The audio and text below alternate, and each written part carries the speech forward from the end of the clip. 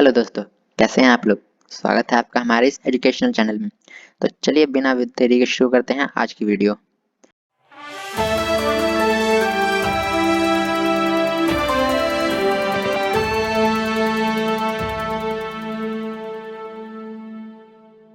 दोस्तों, हमने पिछली वीडियो में पढ़ा था कि राज्य के संबंध में मार्क्सवादी और उदारवादी के क्या विचार हैं, और आज हम पढ़ेंगे कि राज्य के संबंध में गांधी जी के क्या विचार थे। तो चलिए देखते हैं। गांधी जी राज्य को प्रकृति के दैव्य संस्था नहीं मानते थे, बल्कि वे राज्य के वर्तमान स्वरूप के विरुद्ध थे। अब देखिए दोस्तों, गांधी जी थे वे राज्य को प्रकृति और दैव्य संस्था मानते नहीं थे। और गांधी जी अपने पिछले समय की बात करें, 19 के समय में, जब हर जगह अंग्रेजों का कब्जा था, उस समय वह उस राज्य के विरुद्ध थे, क्योंकि वहां पे मार काट, अंग्रेजों का कब्जा, यह सब होता था, तो उसके विरुद्ध थे। और वह एक आदर्श राज्य बनाना चाहते थे। और उनका आदर्श राज्य क्या है, वह आपको आगे पता लगेगा। देखिए, वे इस राज्य को समाप्त करके एक नया आदर्श राज्य बनाना चाहते थे, जिसमें हर व्यक्ति स्वतंत्र होगा, शक्ति का पूर्ण विकेंद्रीकरण होगा, और कोई किसी का शोषण नहीं कर सकेगा, और सही अर्थों में यही धरती पर राम राज्य होगा। अब देखिए, गांधी जी कैसा राज्य बनाना चाहते थे। उनका आदर्श राज्य था जिसमें हर व्यक्ति स्वतंत्र होगा। अब देखिए, उनके समय में तो कोई व्यक्ति स्वतंत्र था नहीं, सब गुलाम थे अंग्रेजों के। तो उनका जो आदर्श है उसमें हर व्यक्ति स्वतंत्र होगा और शक्ति का विकेंद्रीकरण होगा। अब देखिए, शक्ति का विकेंद्रीकरण होगा मतलब इसका अर्थ है कि विकेंद्र जो पावर है वह किसी एक व्यक्ति के हाथ में नहीं होगी। उसमें हमेशा चेक पॉइंट बना रहेगा कि किसी को, अगर कोई व्यक्ति गलत कार्य करे तो सिर्फ दूसरा व्यक्ति के पास पावर होगी जो उस कार्य को करने से रोक सके। यह विकेंद्रीकरण होता है। तो वह ऐसा चाहते हैं जैसे पहले सारी शक्ति अंग्रेजों के पास थी और कोई उनका विरोध नहीं कर सकता था। और अगर कोई आंदोलन भी करता है तो अंग्रेज जो उसको मार देते थे या मृत्यु दंड की सजा दे देते थे। तो ऐसा होता था। गांधी जी उसके विरुद्ध थे। वह चाहते थे किसी भी व्यक्ति के पास इतनी पावर ना हो कि वह लोगों का शोषण कर सके, और वह किसी का शोषण ना कर सके, ऐसा वह चाहते थे। और इसी राज्य को धरती पर राम राज्य मानते थे। अब देखिए, गांधी जी वर्तमान राज्य के विरुद्ध क्यों थे उसके बारे में जानते हैं। देखिए, वर्तमान राज्य के आधार हिंसा है और गांधी जी हिंसा के विरुद्ध थे। अरे उस टाइम तो अंग्रेजों का राज था, वह हर व्यक्ति को मारते थे, पीटते थे, और वह अहिंसा का राज था। उस राज्य का आधार हिंसा था, और गांधी जी हिंसा के विरुद्ध थे, इसलिए वह वर्तमान राज्य का विरोध करते थे। और सेकंड है कि राज्य अपने उद्देश्यों की पूर्ति के लिए शक्ति का प्रयोग करता है, जिसमें व्यक्ति की स्वतंत्रता का नाश होता है। अब देखो तो पहले अगर कोई अंग्रेज लोगों से या कोई व्यक्ति किसी भी व्यक्ति से अपनी बात को मनवाना चाहता था, तो वह अपनी शक्ति का प्रयोग करता था या पैसों का प्रयोग करता था, जिससे दूसरे व्यक्ति अगर वह उस कार्य को नहीं करना चाहता तो भी उसे किसी भी तरह वह कार्य करना पड़ता, जिससे उसकी स्वतंत्रता का नाश होता था। ऐसा गांधी जी नहीं चाहते थे, तो इसलिए भी वह उस वर्तमान राज्य का विरोध करते थे। और गांधी जी के अनुसार तीसरा है, गांधी जी के अनुसार वर्तमान राज्य दिन प्रतिदिन उद्देश्य बनता जा रहा है और वह मानवता की सेवा के उद्देश्य से दूर होता जा रहा है, पर वास्तव में राज्य साधन है, उद्देश्य नहीं। देखिए दोस्तों, जो उस समय का अंग्रेजों के समय गांधी जी के समय का राज्य था, वह देखिए, जो राज्य का उद्देश्य है वह व्यक्ति की सेवा करना है, बल्कि जबकि उस समय का राज्य खुद ही एक उद्देश्य बनता जा रहा था और अपने कार्यों को पूरा करने के लिए व्यक्ति के बारे में नहीं सोचता था, उनको मारता था, पीटता था। बस ऐसा बन गया था राज्य का उद्देश्य कि बस राज्य का उद्देश्य पूरा होना चाहिए, राज्य के कार्य पूरे होने चाहिए, व्यक्ति चाहे जिए या मरे उसका कोई भी लेना देना नहीं था। तो इसके विरुद्ध थे गांधी जी। गांधी जी का मानना था कि राज्य एक साधन है, कोई उद्देश्य नहीं है। वह एक साधन है जिससे व्यक्ति की इच्छाएं पूरी की जाती हैं, ना कि व्यक्ति द्वारा राज्य की इच्छाओं को पूरा किया जाता है। इसलिए भी वह वर्तमान राज्य के विरुद्ध थे। अब देखिए, गांधी के वर्तमान राज्य के प्रति दृष्टिकोण क्या थे। अब वह वर्तमान जो उस उनके समय का राज्य था उसके बारे में क्या सोचते थे, क्या दृष्टिकोण था, उसके बारे में जानते हैं। देखिए, पहला, राज्य आत्मा रहित मशीन है। अब गांधी जी सत्य और अहिंसा के प्रमुख समर्थक थे, इसलिए उनके विचार वर्तमान राज्य के साथ मेल नहीं खाते थे। अब देखिए, गांधी जी सत्य और अहिंसा के ऊपर चलने वाले थे, और परंतु उनका वर्तमान राज्य तो मार काट और अहिंसा के ऊपर था, इसलिए वह उसके विरुद्ध थे। उनके विचार से वह राज्य मेल नहीं खाता था। इसलिए गांधी जी के अनुसार वर्तमान राज्य हिंसा पर आधारित है, और इस कारण गांधी राज्य के विरुद्ध हैं, और ये एक दार्शनिक अराजकतावादी की तरह राज्य का खंडन करते हैं। उनके अनुसार जो संस्था हिंसा पर आधारित है वह कभी भी नैतिक नहीं हो सकती है। अब गांधी जी उस राज्य का विरोध करते हैं क्योंकि वह उनकी इच्छाओं के विरुद्ध थी, वह लोगों का शोषण करते, इसलिए वह उस राज्य को नैतिक संस्था नहीं मानते थे, ना ही नैतिक संस्था स्वीकार करते थे, इसलिए वह उस राज्य का विरोध करते थे। अब राज्य साधन है, ना कि लक्ष्य। अब देखिए, गांधी जी राज्य को साधन के रूप में स्वीकार करते थे और व्यक्ति को लक्ष्य मानते थे।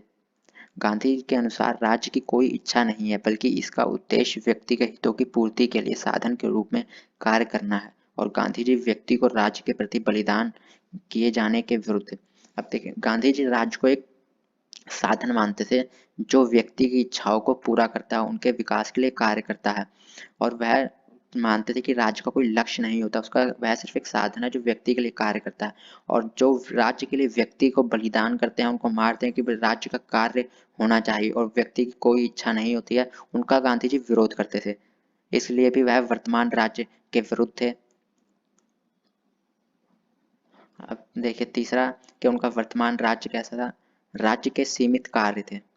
अब देखिए, गांधी जी भी राज्य को कम से कम कार्य सौंपना चाहते थे। हमने पहले पढ़ा कि मार्क्सवादी और उदारवादी भी राज्य को कम से कम कार्य देना चाहते थे, और गांधी जी भी राज्य को कम से कम कार्य सौंपना चाहते हैं। और वह राज्य को भी व्यक्ति के जीवन में कम से कम हस्तक्षेप करना चाहते हैं। उनका मानना था कि राज्य की बढ़ती हुई शक्तियां व्यक्ति के लिए खतरनाक सिद्ध हो सकती हैं और इस तरह व्यक्ति की स्वतंत्रता कुचली जा सकती है। अब गांधी जी का मानना था कि अगर राज्य के पास अधिक से अधिक स्वतंत्रता दे दी जाए, उसे अधिक से अधिक कार्य दे दिए जाएं, तो वह व्यक्ति के बारे में नहीं सोचेगा, वह सिर्फ अपने कार्यों के बारे में सोचेगा और उससे व्यक्ति का वह शोषण करेगा। इसलिए वह राज्य को अधिक कार्य देने के विरुद्ध थे और वह सीमित कार्य देना चाहते थे।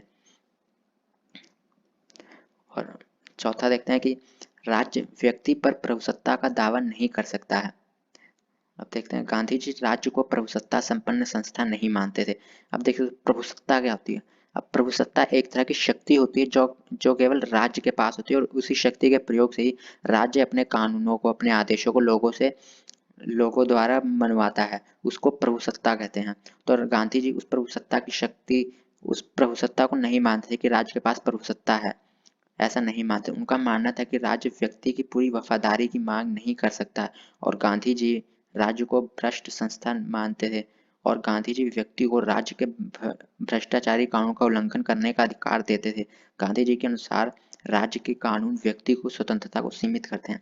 अब देखिए, जो गांधी जी थे वह राज्य को प्रभुसत्ता संपन्न राष्ट्र नहीं मानते, वह राज्य को एक भ्रष्टाचारी संस्था मानते थे, भ्रष्ट संस्था मानते थे, जो केवल अपने लिए अपने अपने विकास के लिए कानून बनाता है और लोगों के बारे में नहीं सोचता। ऐसा गांधी जी का मानना था। जबकि वह चाहते थे और जबकि वह व्यक्ति को ऐसा से अधिकार देना चाहते थे जिसका प्रयोग करके अगर व्यक्ति किसी कानूनों को मानना नहीं चाहता तो वह ऐसा कर सकता है। उसके पास ऐसे अधिकार होने चाहिए कि वह इन राज्य के भ्रष्ट कानूनों का उल्लंघन कर सके। ऐसा अधिकार वह व्यक्ति को देना चाहते थे। अब देखते हैं पांचवा के उन समय का वर्तमान राज्य के बारे में गांधी जी की क्या सोच थी। तो फिफ्थ पॉइंट है प्रबुद्ध अराजकतावादी राज्य के समर्थक। अब गांधी जी प्रबुद्ध अराजकतावादी राज्य के समर्थक। ये प्रबुद्ध अराजकतावादी क्या है यह बताते हैं। देखिए, गांधी जी प्रबुद्ध अराजकतावादी के समर्थक थे। उनका विचार था कि जब व्यक्ति अपना राज्य प्रबंध स्वयं चलाने के योग्य हो जाए और ऐसे राज्य में प्रत्येक व्यक्ति अपना शासन स्वयं होगा और वह अपने ऊपर शासन करते समय किसी दूसरे के रास्ते में बाधा नहीं बनेगा, और ऐसी व्यवस्था में कोई राजनीतिक शक्ति नहीं होगी और ना ही राज्य नाम की कोई वस्तु। अब देखिए, उनका मानना था कि जब व्यक्ति अपना अपना शासन खुद चलाने लगेगा, अपने अपने हितों को खुद पूरा करने लगेगा, तो उसमें राज्य नाम की कोई वस्तु नहीं होगी और उसे प्रबुद्ध अराजकतावादी राज्य कहा जाता है। इसमें व्यक्ति अपने कार्य खुद कर लेता है, राज्य के ऊपर आश्रित नहीं रहता है, अपना शासन स्वयं चला सकता है। इसको प्रबुद्ध अराजकतावादी राज्य कहा था गांधी जी ने। और ऐसे राज्य में उनका मानना था कि प्रत्येक व्यक्ति अपना शासक स्वयं होगा और वह अपने ऊपर शासन करते समय किसी भी दूसरे के रास्ते में बाधा नहीं बनेगा। वह केवल अपने कार्य पूरे करेगा, दूसरे के कार्यों में बाधा नहीं बनेगा। जबकि आज हम देख जबकि उस समय जो सरकार थी, राज्य था, वह लोगों के कार्यों में बाधा बनता था, उनको उनके कार्य करने से रोकता था। और ऐसी अवस्था में कोई राजनीतिक शक्ति नहीं होगी और ना ही राज्य नाम की कोई वस्तु होगी, ऐसा गांधी जी का मानना था। अब दोस्तों आपको यह पता लग गया गांधी जी उस समय के वर्तमान राज्य के बारे में क्या सोचते थे। अब देखते हैं गांधी जी के आदर्श राज्य कैसा होगा और उसकी विशेषता क्या थी, यह देखते हैं। आदर्श देखिए, पहला आदर्श राज्य का प्रशासनिक ढांचा। अब एक आदर्श गांधी जी के आदर्श राज्य का प्रशासनिक ढांचा कैसा होना चाहिए था, ऐसा ये देखते हैं। अब लोकतंत्र आदर्श राज्य का आधार होगा और व्यक्ति इसका केंद्र बिंदु होगा। ग्राम अब देखिए, गांधी जी का कहना है कि राज्य जो होगा वह लोकतंत्र होगा, जिसमें जिसमें व्यक्ति है वह केंद्र बिंदु होगा, मतलब पूरा राज्य केवल व्यक्ति के लिए ही कार्य करेगा। और ग्राम राज्य प्रबंध की आरंभिक परंतु महत्वपूर्ण इकाई होगी जिसका प्रबंध पंचायतों द्वारा चलाया जाएगा। पंचायत ग्राम की सभी जरूरतों की पूर्ति करेगा और गांधी जी प्रत्येक गांव को स्वतंत्र गणराज्य बनाए जाने के पक्ष में थे। अब देखिए उनका मानना था कि जो सबसे छोटी इकाई होगी वह ग्राम की होगी, आरंभिक इकाई ग्राम की होगी, जो सबसे महत्वपूर्ण होगी, क्योंकि जो ग्राम है छोटी इकाई है, उसे लोगों की जरूरतों के बारे में पता है, किस तरह से कानून बनने चाहिए, कौन से कानून अच्छे से लागू किए जाने चाहिए और किससे उनका फायदा हुआ, ये ग्राम के लोगों को अधिक पता है। और और उन ग्राम पंचायतों का उन ग्रामों को पंचायत द्वारा चलाया जाएगा, ऐसा गांधी जी का मानना था। और इन्होंने इसका और गांधी जी ने पंचायतों का समर्थन किया था। और गांधी जी के अनुसार पुलिस लोगों की सेवा के लिए होगी और जेलों को सुधार के घरों के रूप में बदल दिया जाएगा और अपराधियों को सजा दंड के रूप में नहीं बल्कि उन्हें सुधारने के लिए दी जाएगी। अब उनके अनुसार जो पुलिस थी वह हिंसा के रूप में कार्य करती थी, जबकि उनके आदर्श राज्य में पुलिस लोगों के लिए सेवा के लिए कार्य करेगी। और जो जेल होंगे उनके आदर्श राज्य में कोई जेल नहीं होगी, जो जेलें हैं उनको सुधार कर घर बना दिया जाएगा और अपराधियों को सजा दंड के रूप में नहीं दी जाएगी, उनको सुधारने के लिए उन्हें सजा दी जाएगी, ऐसा गांधी जी का मानना था। अब देखते हैं सेकंड उनका आदर्श राज्य कैसा होगा। अब धर्मनिरपेक्षता, गांधी जी राज्य को धर्मनिरपेक्ष बनाए जाने के पक्ष में थे। उनके अनुसार राज्य का कोई धर्म नहीं होना चाहिए और प्रत्येक व्यक्ति राज्य का सम्मान होना चाहिए। यहाँ दोस्तों गलत हो गया, प्रत्येक व्यक्ति और प्रत्येक धर्म का सम्मान होगा, यहाँ एक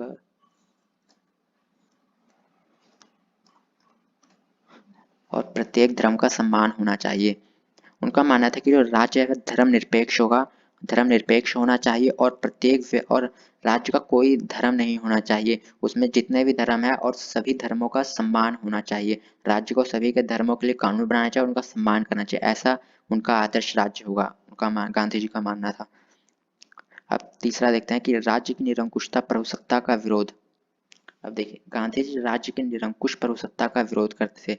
वह किसी को भी अधिक पावर नहीं देना चाहते थे कि सिर्फ उसी एक व्यक्ति को असीमित शक्ति दे दी जाए, इसके विरुद्ध थे गांधी जी। वह निरंकुश प्रभुसत्ता का विरोध करते थे, जिसके ऊपर कोई भी अंकुश ना हो, ऐसी शक्ति का वह विरोध करते थे। गांधी जी राज्य के भ्रष्ट संस्था मानते थे, इसलिए उनका मत था कि व्यक्ति के पास ऐसे अधिकार होने चाहिए जिसके उपयोग से वह सरकार के उन कानूनों का विरोध कर सके जो व्यक्ति की स्वतंत्रता पर अंकुश लगाते हैं। वह निरंकुश प्रभुसत्ता का विरोध करते और वह व्यक्ति को अधिकार देते थे कि अगर जो राज्य ने कानून बनाए हुए व्यक्ति के लिए कार्य नहीं करते हैं, उसकी स्वतंत्रता को बाधित करते हैं, कुचलते हैं, तो व्यक्ति ऐसे कानूनों का विरोध कर सकता है, ऐसा गांधी जी अपने आदर्श राज्य में लोगों को शक्ति देना चाहते थे। अब चौथा उनका आदर्श राज्य कैसा, अब वह प्रभुत्व अराजकतावादी राज्य बनाना चाहते, जिसमें प्रभुत्व अराजकतावादी क्या था, जिसमें प्रत्येक व्यक्ति अपना शासन स्वयं चलाएगा, अपनी इच्छा को स्वयं पूरी करेगा और वह दूसरों के रास्ते में बाधा नहीं बनेगा, उनके कार्यों में हस्तक्षेप नहीं करेगा, ऐसा राज्य गांधी जी बनाना चाहते हैं, जिसे प्रभुत्व अराजकतावादी राज्य कहा जाता है। अब देखते हैं पांचवा कि आदर्श राज्य कैसा होगा। हाथ से श्रम पर बल दिया। अब गांधी ने अपने आदर्श राज्य में हाथों के द्वारा कार्य करने पर अधिक अधिक ध्यान दिया था। अब आदर्श राज्य में गांधी जी के द्वारा व्यक्ति द्वारा हाथ से श्रम किए जाने पर बल दिया था। उनका मानना था कि हाथ से कार्य करने से मानवीय शक्ति का नाश होने से बच जाएगा तथा व्यक्ति के मन में श्रम के प्रति सम्मान पैदा होगा। दोस्तों गांधी जी थे अपने आदर्श राज्य में वह मशीनों के द्वारा कार्य करने को इतना पसंद नहीं करते, वह चाहते कि व्यक्ति द्वारा कार्य किया जाना चाहिए, जिससे जितने भी हैंडमेड कार्य किया जाना चाहिए, जिससे व्यक्ति को श्रम के बारे में, काम के बारे में उसे वह काम का सम्मान करेगा और उससे व्यक्ति की जो श्रम मतलब लोगों को रोजगार मिलेगा। अगर देखिए दोस्तों जब मशीनों से काम करते हैं तो वह बहुत फास्ट करती है और जिससे अधिक व्यक्तियों का रोजगार छिन जाता है। और गांधी जी अपने राज्य में सभी को काम देना चाहते, इसलिए वह व्यक्ति के हाथों द्वारा बनाई गई वस्तुओं को अधिक पसंद करते थे और ऐसा चाहते हैं कि उनके राज्य में व्यक्ति द्वारा ही वस्तुएं बनाई जाए। और देखते हैं छेवा न्याय। तो उनके न्याय के बारे में क्या था, हम उसके राज्य में रह सकते हैं। गांधी जी के अनुसार का न्याय सस्ते में तथा तुरंत मिलना चाहिए और न्याय प्रबंध का विकेंद्रीकरण होना चाहिए। पंचायतों को न्यायिक कार्य सौंप दिए जाने चाहिए और आपसी झगड़ों को मध्यस्थ द्वारा निपटाए जाने का यत्न करना चाहिए। अब देखिए दोस्तों, आज के समय में जो न्याय होता है वह बहुत पैसे लगते हैं उसमें न्याय पाने में, और बहुत अधिक समय भी लगता है, सालों लग जाते हैं। जबकि गांधी जी अपने आदर्श राज्य में चाहते थे कि जो न्याय है वह सस्ते में और कम समय में मिले लोगों को, और जो न्याय है वह विकेंद्रीकरण होना चाहिए। अब देखिए दोस्तों, जो आज हम न्याय की बात करते हैं वह सीधा कोर्ट में हम जाकर केस करते हैं कि हमें वहां न्याय मिलेगा, परंतु गांधी जी इसका विरोध करते हैं। वह चाहते हैं विकेंद्रीकरण होना चाहिए, मतलब जो न्याय करने की शक्तियां वह बटी होनी चाहिए। और सबसे पहली छोटी इकाई होगी वह ग्राम पंचायत में, कि व्यक्ति अपनी बातों को ग्राम पंचायत में उठाए और वहां उन झगड़ों का जो उन झगड़ों को निपटाया जाए आपसी सहमति द्वारा और आपसी मतभेदों को दूर किया जाए। ऐसा चाहते थे कि सभी को समान न्याय मिले गांधी जी। अब आपको गांधी जी के आदर्श राज्य के बारे में पता लग गया होगा। अब गांधी जी का जो राज्य के प्रति दृष्टिकोण था उसकी आलोचना किस प्रकार की गई है वह देख लेते हैं। अब देखिए, राज्य बुराई है। गांधी जी राज्य को आवश्यक बुराई मानते हैं और उसे समाप्त किए जाने के पक्ष में। अब देखिए, गांधी जी राज्य को बुराई मानते हैं, उसे भ्रष्ट संस्था मानते थे जो जो लोगों की स्वतंत्रता को कुचलती है, उनका दमन करती है, ऐसा गांधी जी का मानना था। परंतु वास्तव में देखा जाए तो राज्य आवश्यक बुराई नहीं है। यह अनेक विद्वान कहते हैं कि वास्तव में राज्य एक आवश्यक बुराई नहीं है, बल्कि वर्तमान राज्य तो कल्याणकारी संस्था है जो व्यक्ति के जान माल तथा स्वतंत्रता की रक्षा करती है, व्यक्ति के विकास के लिए उचित अवसर प्रदान करती है। अब जो गांधी जी की आलोचना की, उनका मानना था कि जो राज्य है वह आवश्यक बुराई है, भ्रष्ट संस्था है, जबकि अनेक विद्वानों ने उनकी इस बात की आलोचना की है कि जो वर्तमान राज्य है वह कल्याणकारी संस्था है और वह लोगों के विकास के लिए कार्य करती है। तो इस तर्क से भी गांधी जी के विचार की आलोचना की है। अब देखते हैं दूसरा पॉइंट जिसमें गांधी जी की आलोचना की गई है विचार की। अब राज्य को समाप्त नहीं किया जा सकता है।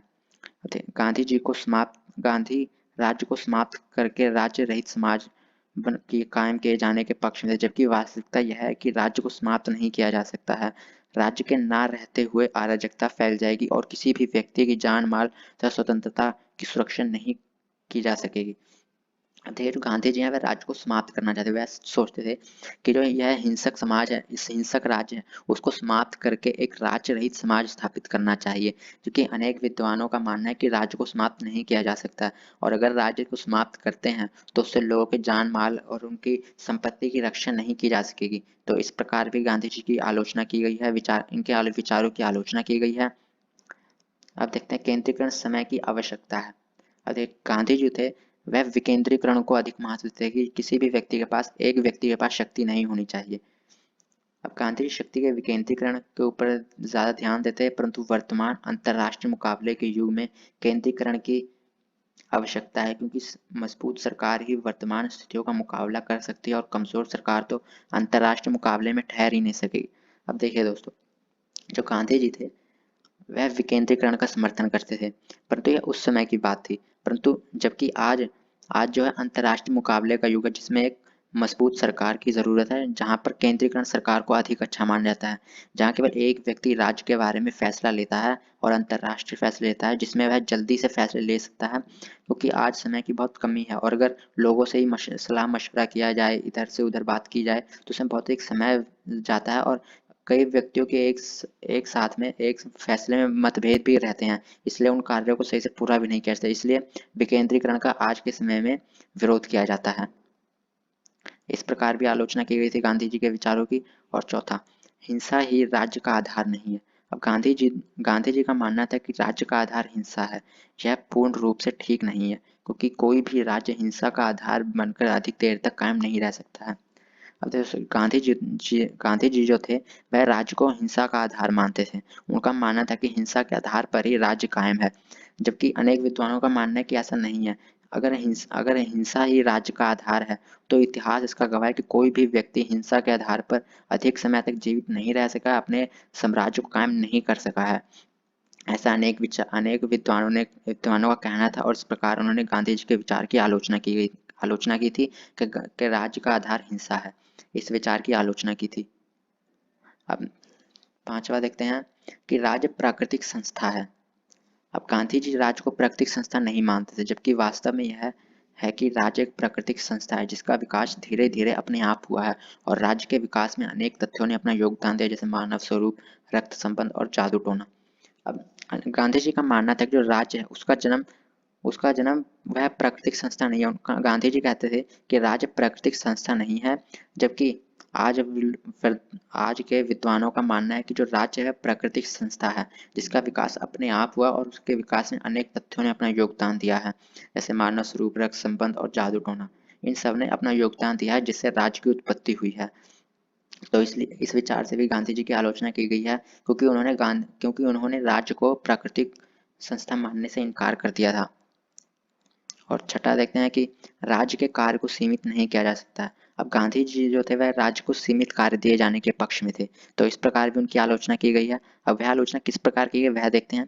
देखिए, गांधी जी राज्य को सीमित कार्य दिए जाने के पक्ष में थे, परंतु राज्य के कार्य को सीमित नहीं किया जा सकता है। आज पानी और हवा की सप्लाई से लेकर देश की सुरक्षा तक सभी कार्य का दायित्व राज्य के पास ही है और व्यक्ति राज्य द्वारा अधिक से अधिक कार्य किए जाने की आशा करता है। अब देखिए दोस्तों, आप भी अब जानते ही होंगे कि आज का जितना भी कार्य है वह राज्य द्वारा ही किया जाता है। हमारे घर में कैसे पानी आना है, कैसे हवा को साफ रखना है, बाहर प्रदूषण, सारे कार्य और बाहरी सुरक्षा, व्यापार, हर चीज का कार्य आज राज्य ही देखता है और इसीलिए वह कार्य अच्छे से भी हो पाते हैं। जबकि गांधी जी राज्य को कम कार्य दिए जाने के पक्ष में थे और ऐसा तो आज संभव ही नहीं है। तो इस प्रकार की गांधी जी के विचार की आलोचना की गई है। तो दोस्तों, यहाँ पर हमारी आज की वीडियो खत्म होती है। हमें आशा है कि आपको यह वीडियो गांधी जी के विचारों की यह वीडियो पसंद आई होगी। तो चैनल को लाइक और सब्सक्राइब दोस्तों ज़रूर कीजिएगा। धन्यवाद। आपको हम जल्दी ही मिलते हैं अगली वीडियो में।